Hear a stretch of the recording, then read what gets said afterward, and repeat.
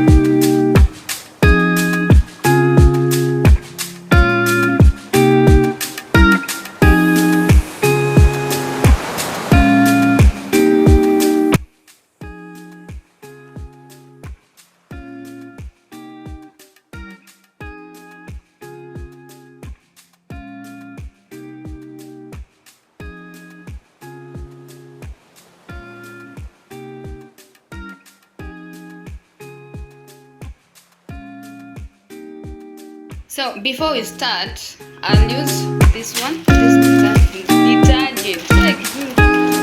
nitatumia omo, then this bar soap, then hii ya kusugu.